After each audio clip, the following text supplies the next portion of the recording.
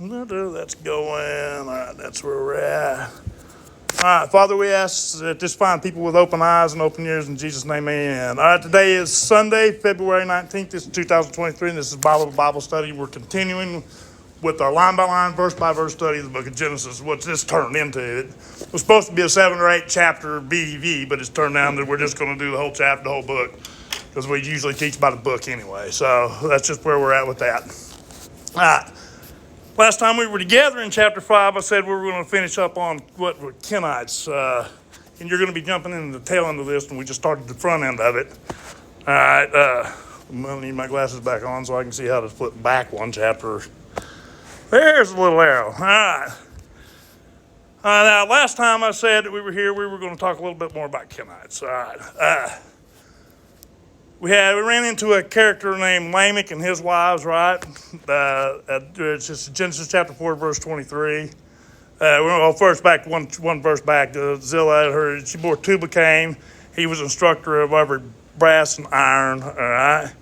He had a couple of brothers that had a similar kind of weird occupations. All right. Artistry type. Yeah. Okay. We have one who keeps cattle.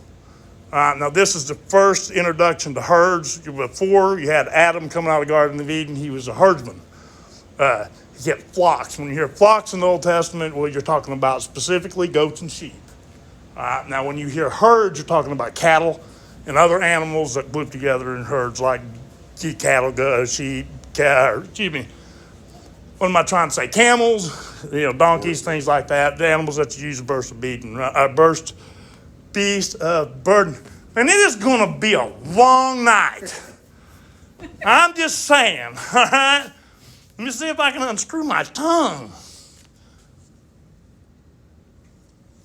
All right. And then the last one of the three boys, what he did was he was running handled harps and musical instruments. Not only handles, but makes them and things like that. All right.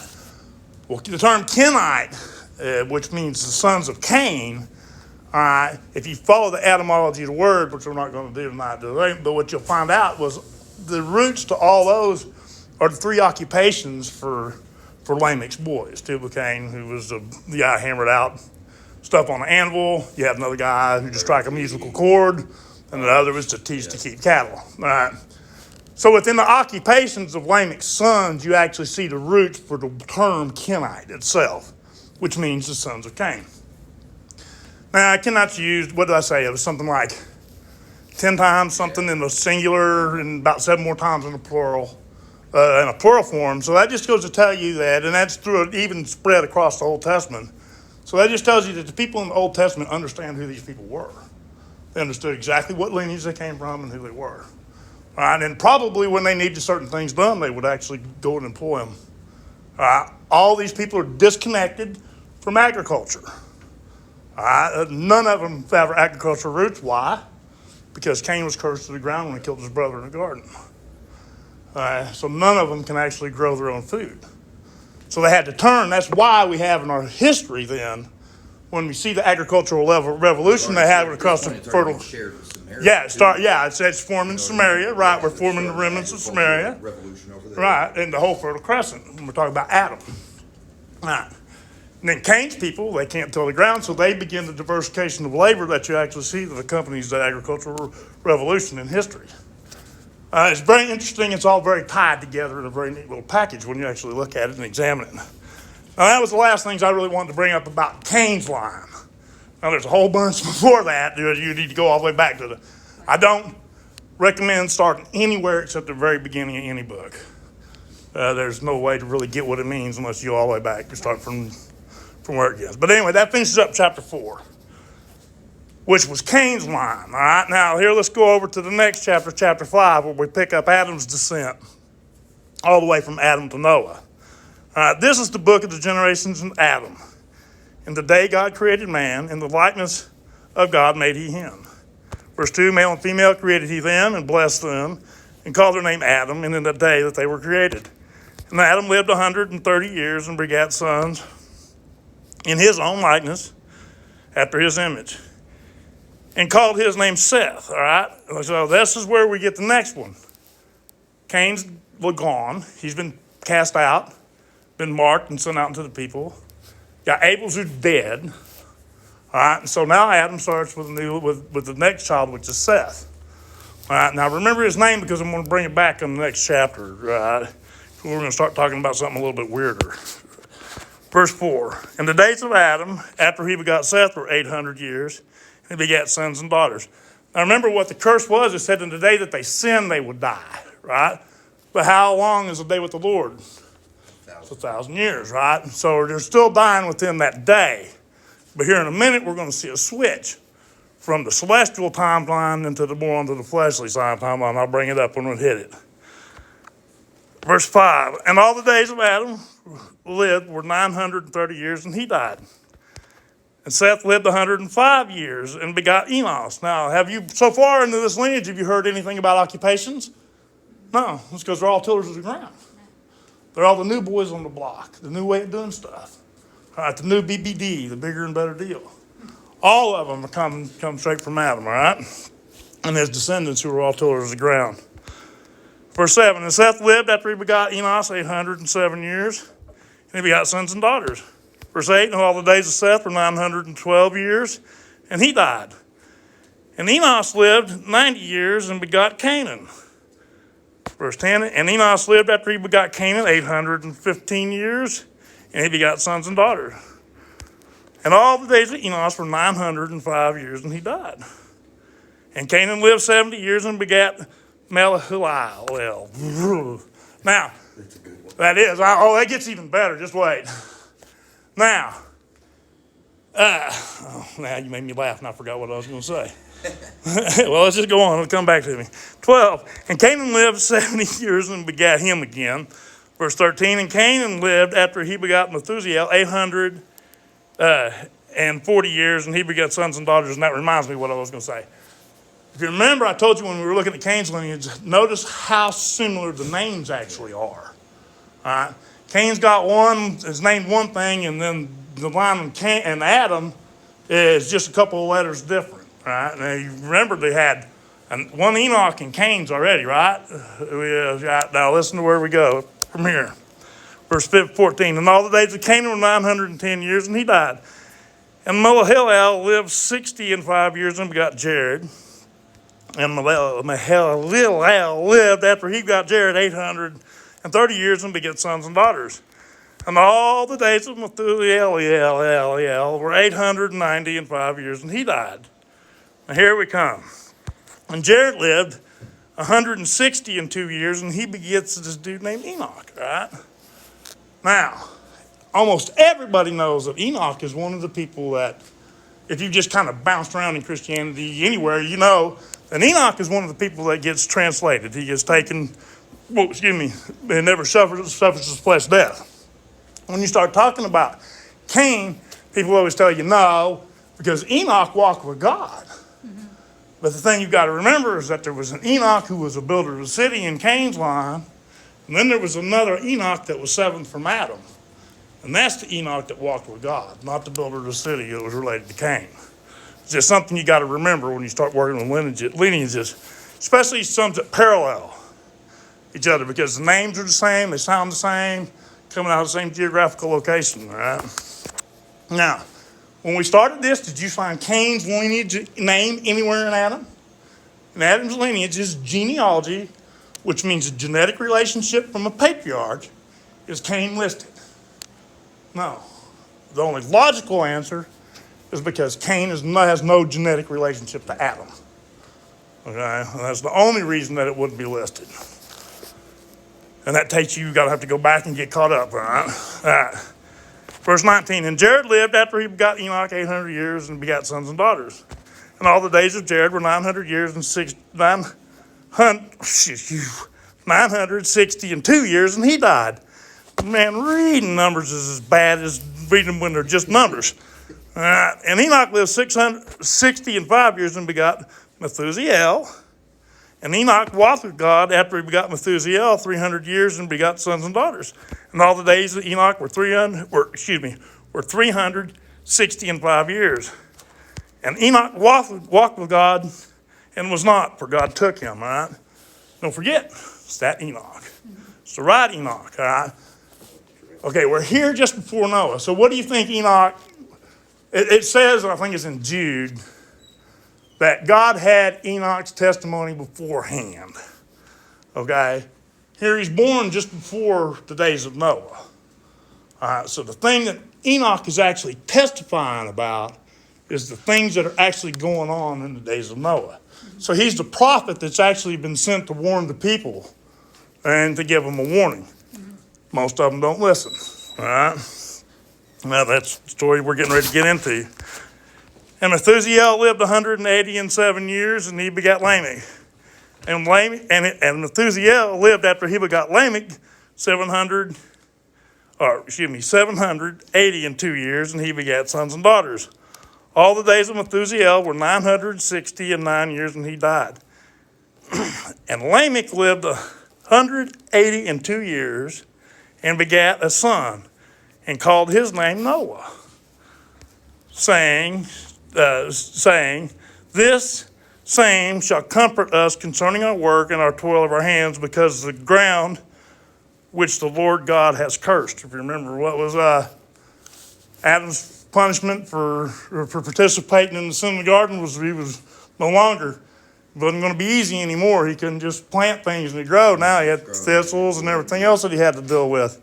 All right, so he was going to eat only by the sweat of his brow only. And buddy, if you've ever farmed anything, you will know that is true. All right? If you're farming pond scum that grows in still water, you're working your butt off. I mean, anything you farm is hard. All right, so buddy, let me tell you, he meant that one.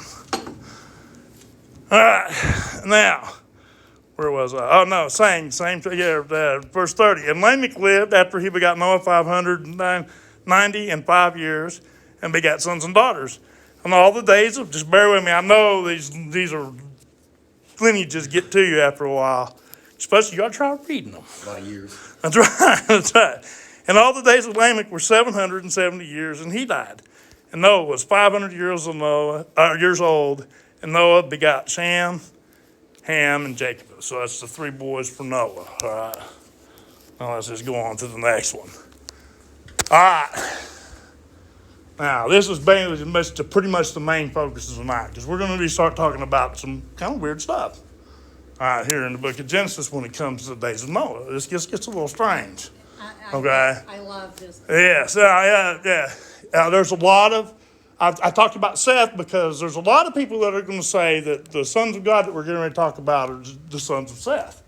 That it's the next in the generations of Adam that actually lives and prospers and has children. We're going to find out that that's not the case, most likely. All right? We're just going to do it the easy way. And it'll tell you. All right, chapter 6, verse 1. It came to pass when man began to multiply on the face of the earth, that daughters were born unto them. Okay, normal thing. Now listen, something you cannot forget about this. So we are focused on the Adamic lineage only.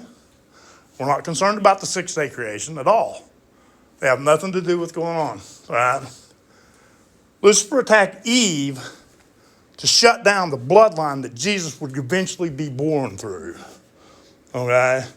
And here we're going to see this type of attack continue. All right? So you have your first set that happens in the garden, and this is the next attempt to stop a pure lineage for the Messiah to be born through. All right? Listen to what it says. Verse 2. That the sons of God, all right, saw the daughters of men that they were fair, and they took them wives as they chose. Now it says they took, all right? That implies a degree of force. All right? They didn't say they fell in love with them. No, they took. I want that one, she's mine. That one, she's mine. All right? So it does apply a little bit of force involved in this. Now, sons of God, that's a term you're going to need to know what it means. So let's just look it up, all right? That the sons is, in your Hebrew index, your Strong's is 1121. All right, and it means a son, a builder, a family name, really, and that's really what you're going to get out of it, a son. All right? Now, of God in this case, the word that's used is Elohim. All right, so what it means, exactly that. one of the children of God. All right, now, we are the children of God. What's the difference between this one and us? You know? What body you're in. Spiritual, yeah. Right. We're angels. Right. Yeah. Okay. Everybody has two bodies, right? We worked this one to death. There was a difference in the sons of God and the son Of man, right, Yeah. exactly. All right. The B'nai Elohim is the Hebrew word that they're using here, all right? And it means one of the children of God himself. Now, the best way to just convince you what it is, or really who it is to go to the book of Job. Chapter 1, as a matter of fact. Let me see here. Where was it? Here we go. Verse 6. Job chapter 1, verse 6. Now listen to what it says there. Now, reminded we came here to determine exactly who the sons of God were. All right? Now, the options are they're angelic or they're one of the descendants of Seth through Adam. Those are your options. That's in Christianity, that's the only two I know of. I don't know of another theory on this. Other than those two, if it is, well, it'll be wrong too. All right? But here we go. That's what it says. And there was a day when the sons of God, the B'nai Elohim, all right, came to present themselves before the Lord, and Satan came among them all. Satan also came among them. Why would Lucifer be among them? Because he's one of them. Right, he's one of the sons of God. Ezekiel chapter 8 declares that he's one of the creation. Right, the original cherub. Perfect in everything he did. You know, gifted with the pipes, all these things all come out of Ezekiel 28. So he's there among them. Listen to what they say. Verse 7, and the Lord said unto Satan, whence comest thou? And then Satan answered the Lord and said, from going to and fro in the earth and from walking up and down in it. So who are the sons of God then? They're one of the angels that are gathered there, and they're having a conversation. They're listening to a conversation between God and Lucifer about a flesh man who's been on the earth, who's born on the earth named Job. All right? Listen to what he says about it. And the Lord said unto Satan, hast thou considered my servant Job? There is none like him in the earth, perfect, an upright man, one that feareth God and escheweth evil. All right? So God's pretty proud of Job. Everybody puts a lot of flack on God about Job, the book of Job. Says, why did God do this to Job? Well, God didn't do it to Job. It was the enemy that did it to Job. God had confidence in Job, which is a big deal. But nonetheless, now we find, okay, so here we got the setup then. The sons of God are the ones that are there, gathered with God, listening to God and our enemy talk about a flesh man on earth. Where were you when this was going on, when this happened? You were right there with them. So we stood there and listened to this. Now we're born of the flesh now. The only thing we remember is what we accumulated for our own memory through our flesh lives. But when this went down, we stood right there and listened to this. That's one of the reasons he says he writes it in the heart of his people that they should know his voice, because we've already lived much of this history we read about. Because if you weren't present, born on the earth, you've been alive a long, long time. And you will find that out when you start the first two videos for the book of Genesis. You'll find out exactly how long that is, actually, which is kind of twisted when you get to finding it out. All right, so there you have it. Now, if you need a second witness of that, all right, Job chapter 2, this is exact scenario is repeated one more time, just so you know it. Do a strong search for the sons of God. You'll find out it's used about 13 more times. You'll find exactly where they are. Go looking for yourself. All right, so it's pretty easy to kind of determine biblically then who the sons of God are, all right? They're in you or us when we're in our spiritual body instead of our flesh body. All right, so if you've got somebody that's passed on, well, they're in their spiritual body. God is the God of the living, not the dead. All right? There's no one that's died yet, except not even Lucifer himself. He's the only entity that's been pronounced dead by name. And this other group we're going to find out about. All right. Listen to what I want to read this to you. You don't have to go there. It's in Jude, though. If I can find what I did with it. All right, listen to this. Jude chapter 1, verse 6 makes this strange statement. And the angels, which kept not their first estate, but left their own habitation, he hath reserved in everlasting chains under darkness unto the day of judgment of the great day. So he's talking about these sons of God then from the day of Noah is who he's talking about. All right, so let's go back to where we were then. In Genesis chapter, where were we, 6? Is that where we were? Yes. All right. So the sons of God saw the daughters of men. They're the ones that skip it. They, instead of being born of the womb of a woman, leapfrogging through time, umbilical cord to umbilical cord, all right? These chose to come here directly, and instead of being born of the womb of a woman, decide to seduce them and make their own children, all right? Let's get on with this just a little bit. Verse 3, and the Lord said, my spirit shall not always strive with man, for that he also is flesh. Yet his days shall be 120 years. Now here we move from the spiritual day of 1,000 years. Now we're talking in terms of human mortality. All right? We're in around the 120-year generation. All right? But remember what he said, for he also is flesh. All right? Because we're going to load Noah's Ark next week. All right? And it's going to be important to understand that he said that. So I want you just to remember it, and I'll bring it up next week. All right? Now, this next verse 4, chapter 6, causes more problems inside of Christianity than anywhere else. All right, and this is where you get the breakdown between Sethite and angelic. All right, but it comes from actually a pretty bad translation. Listen to this. Genesis chapter 6, verse 4, and there were giants in the earth in those days, and also after that, when the sons of God, the Bnei Elohim, came into the daughters of men, and they bare children to them, the same became mighty men, which were of old, men of renown. All right. First word we want to work is the word giants, all right? Because here's where our mistranslation is. And this is what causes the problem with understanding about the book of Genesis when it comes to the days of Noah. Giants, is 5303 in your Strongs. All right, and it's a word we've studied before. It's Nephil. All right, when you take it all the way to its root, you find the root is 5307. It means to fall. All right. So here, this word that's giants translated to giants shouldn't be translated giant. All right, they may have been big. I don't know. All right, but the word doesn't mean giant. It means the fallen ones, those who fell. All right, and so let's just read that, keeping that in mind. All right, listen to what it says. And there were fallen ones in the earth in those days, and after that, when the sons of God, who are the fallen ones, came into the daughters of men, they bare children to them. The same became mighty men, which were of old, men of renown. So the second word we need to get a good grip on is mighty men here. And it's 1368 in your Strongs, and it's Gibor. Now, Gibor, they were giants. Okay, they were big. They were the ones, but they're not called giants here. All right, they're called mighty ones. All right, and the ones that are called giants are the fallen ones. So this is what really causes the confusion. All right, so the fallen ones are our ancient enemies. That's the same ones. All right, now we're going to have another influx. We're going to study about another influx here just as we go. All right, so you have the giants. So now you see really what's going on. You have the sons of God are showing up. They're looking at the daughters of Adam, not the six-day creation. They're mission specific. All right?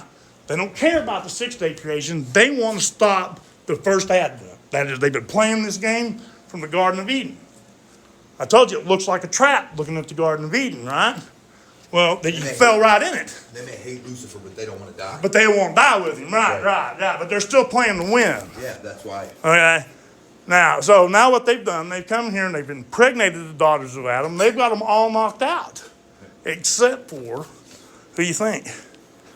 Noah and his family. All right, so let's continue just a little bit. All right, verse 5, and God saw the wickedness of men, that it was great in the earth. All right, Enoch had been prophesying to him about this. Stay away from these people. Don't have nothing to do with this. No matter what they say, no matter what they promise. Now remember, this is all prophetic because Christ indicates it's going to be just like it was. And just before the second advent, it's going to be just like it was in the days of Noah. All right? That every imagination of his thoughts of his heart was only evil continually. And repented the Lord that he made man of the earth, and it grieved him in his heart. Kind of upset about what's happening, right? The Lord said, I will destroy man whom I have created from the face of the earth, both man and beast and creeping thing and fowl of the air. For it repenteth me that I made them. But Noah found grace in the eyes of the Lord. Okay? God doesn't just give his grace, you earn it. Okay? I know people don't believe that, but you really, he loves all of his children. But one that listens to him, he's going to love more. It's just the way it is.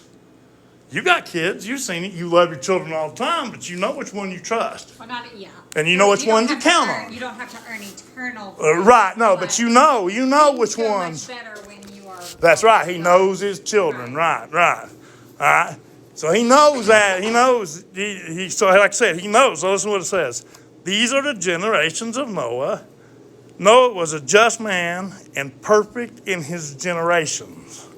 All right, and Noah walked with God. This generations is a term involved in genealogies. All right, so Noah, his boys, and their 3 wives out of the entire Adamic lineage were the only ones that have not been corrupted by the fallen ones, by the sons of God, who were creating their own race of giants. Okay. Now, everybody knows how this ends. This ends in a little bit of a rainstorm, right? Wipes all these bad bears out. But it turns out they come back again. All right, and let's see where it is. Let's just go over the book of Numbers. I'm pretty sure it's in Numbers. I've already looked it up. I'm just kidding. I know it's in the book of Numbers. Where'd it go? Oh, there it is. Numbers. What time we got? Oh, we got about 10 more minutes. All right. Let's see. Let's just go to Numbers 13:25. That's what my notes say anyway. See, we're saying pretty much in the Old Testament tonight, I would bet.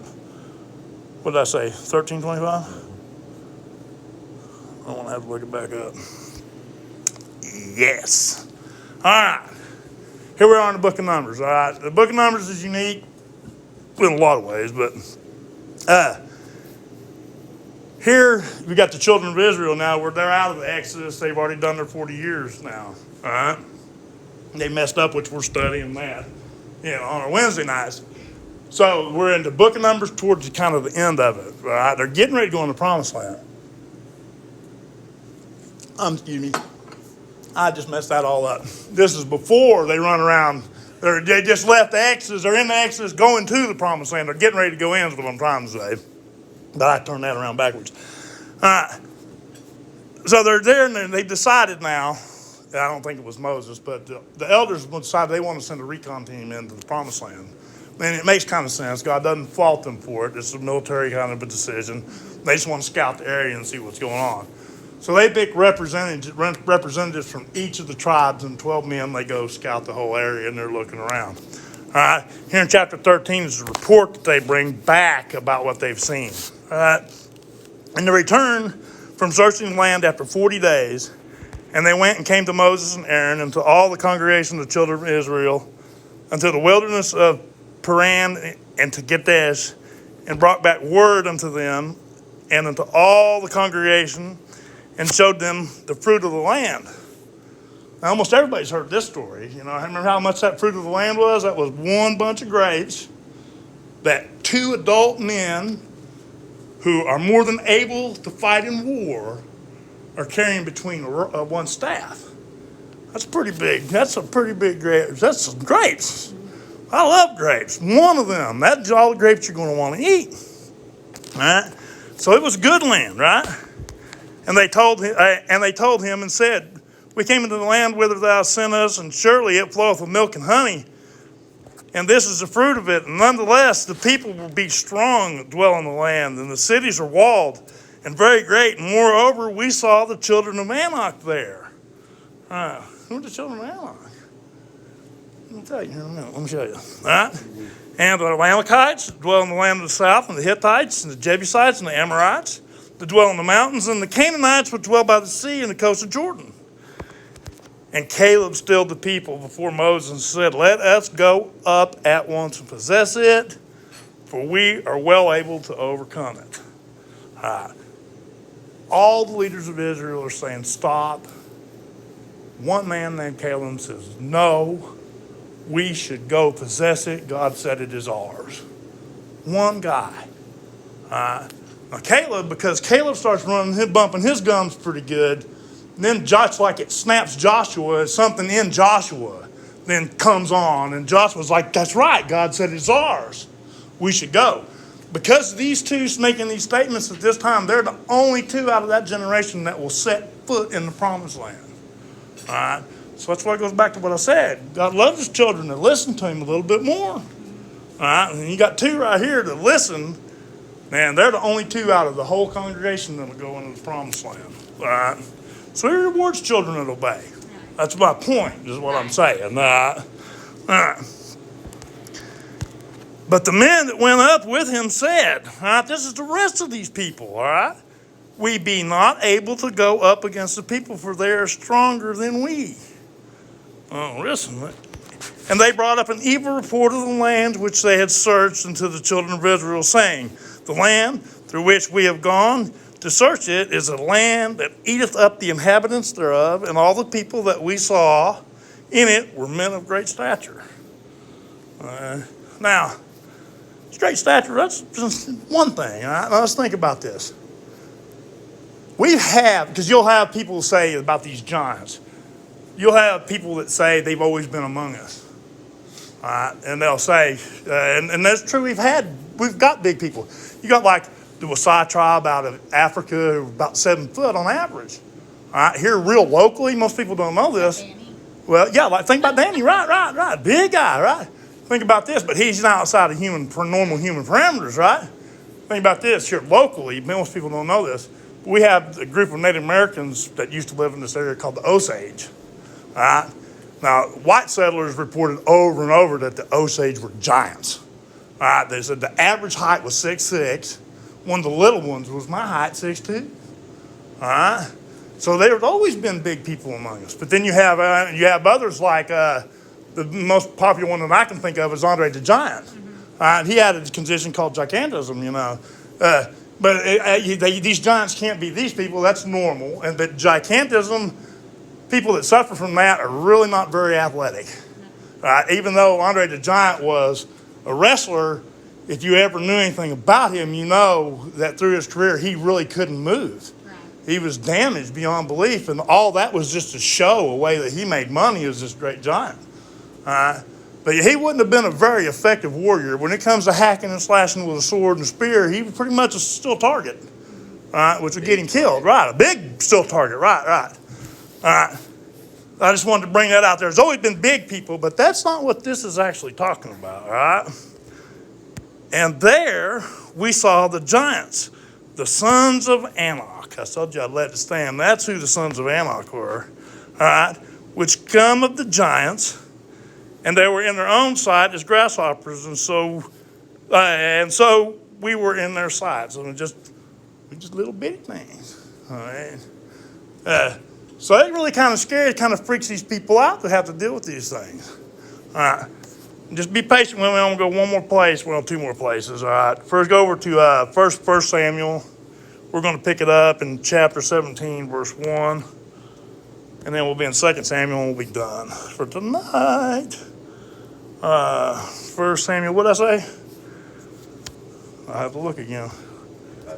17, 17:1. That's what I thought it was. When it comes to giants, who's the most famous giant in the Bible? First one, Goliath. Everybody knows who Goliath is, right? Well, David, of course, is the giant killer, right? Now, if you say who's the giant killer, nobody better ever tell me Mickey Mouse. You know what I'm talking about. The giant killer's David, okay? And listen to what it says, all right? Now the Philistines gathered together their armies to battle, and were gathered together at Shokelah, which belongeth to Judah, and pitched between that and Ascalon in that place. All right, and if you want to sort all that out, that is the first verse of chapter 17 of Samuel. You say it, I'm not gonna. All right, verse 2. And Samuel, the man of Israel, and the men of Israel were gathered together and pitched in the valley of Eli. and set in battle array against the Philistines. So we have one of the all of David's reign, he was fighting the Philistines. I mean, it's constant. From the time where he goes into the army to the time he dies a king, seems like it was the Philistines were always somebody that he was having to deal with, all right? And this is where he gets his start. And the Philistines stood on a mount, and the Philistines stood on a mount on the one side, and Israel stood on a mount on the other side, all right? So we got your typical standoff for your ancient kingdom, all right? And there was a valley between them. All right. Verse 4, and there went out a champion out of the camp of the Philistines named Goliath of Gath. All right, and his height was 6 cubits in the span. All right. That's big. That's about 9 feet 9 inches tall. All right. Now, one of the other giants that we're not going to talk about is one from Og, and this is one of the places that the ones on the scouting part actually talk about. They say, when they go in, they say, you remember Og, in his bed, and it describes it. It's like, it's 9 feet wide, 13 feet long. Now, he wasn't that big, but that's how big a bed it took for him to be comfortable in, and he was a king. So it tells you, it doesn't say how big Og was, but it tells you he's big and just the same. So that gets you, so 9 foot 9, that's big enough to make me go, that's a giant.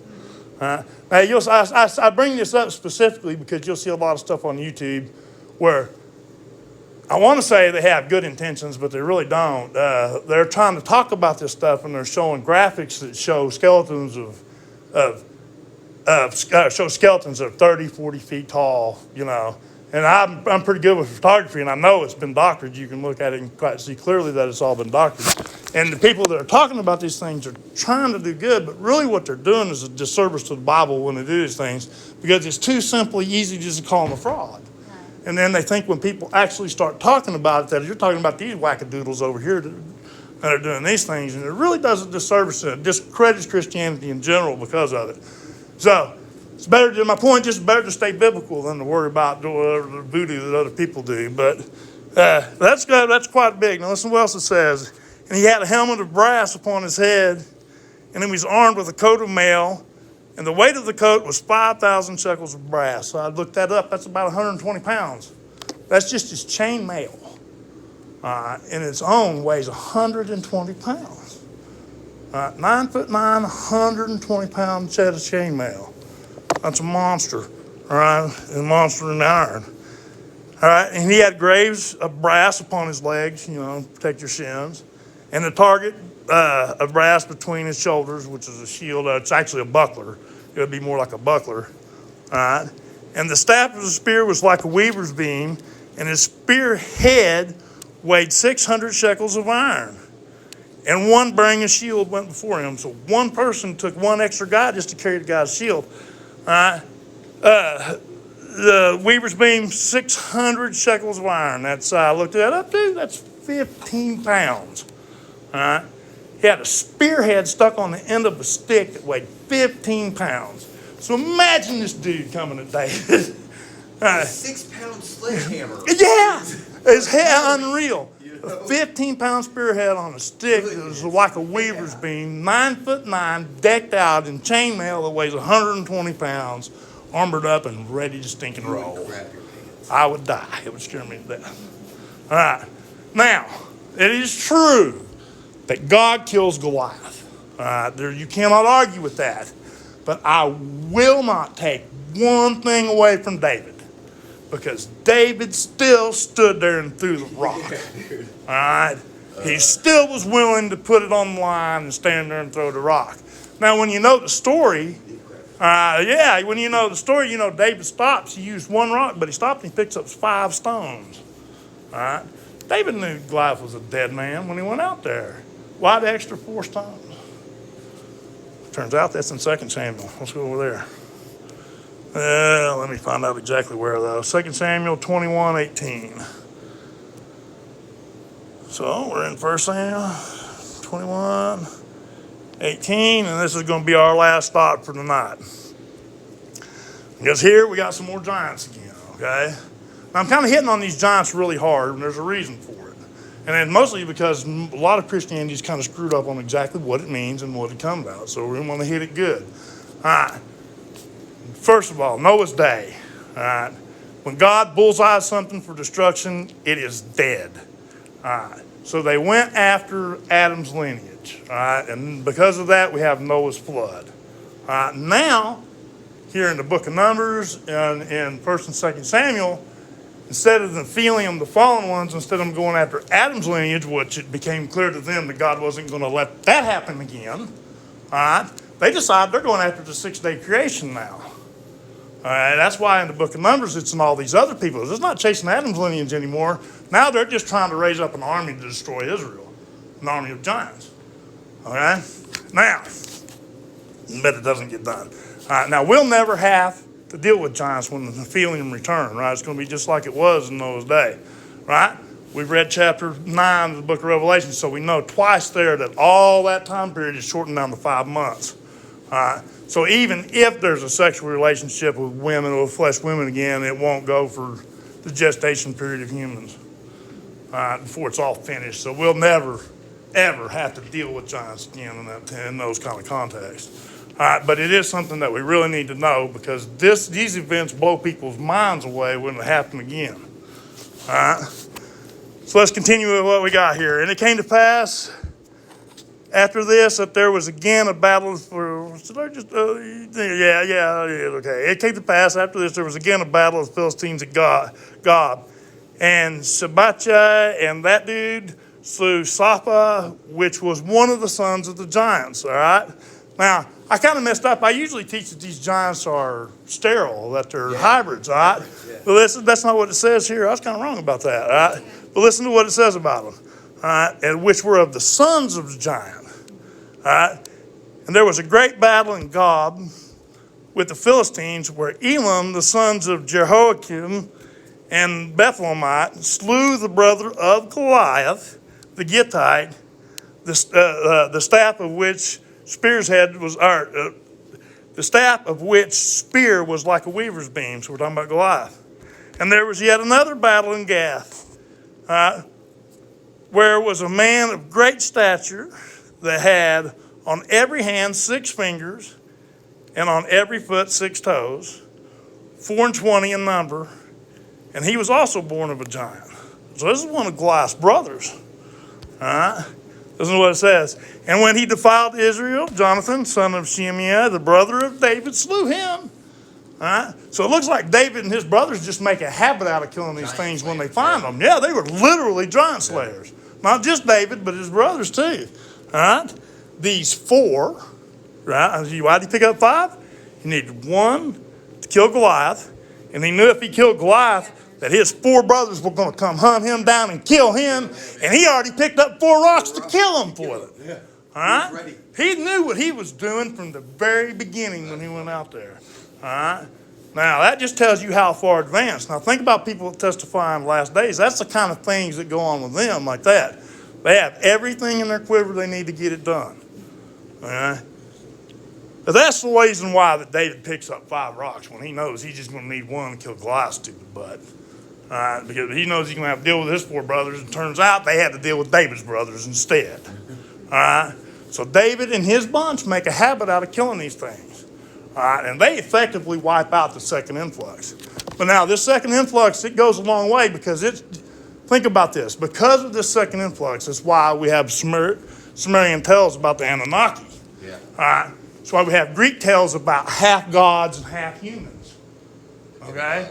Every false religion has some sort of connection to these. All right? Also, any ancient religion that participated in child sacrifice was also involved with this. All right? So you begin to see why there's what's the word I'm looking for? Such a no when it comes to having anything to do with these people, all right, with these things. All right. That gets us all the way through, what was that, chapter 6? Was that where we were? I believe it was, wasn't it? Yep. That gets us through chapter 6 then. So next week we'll be on chapter 7. We're just going to continue with this. We're going to load the ark next week. Now next week it's important, and that's a good one. if you ever really wanted to know what's on Noah's Ark, we're going to talk about it next week. All right, you guys online, you have a good night. Come on, turn on.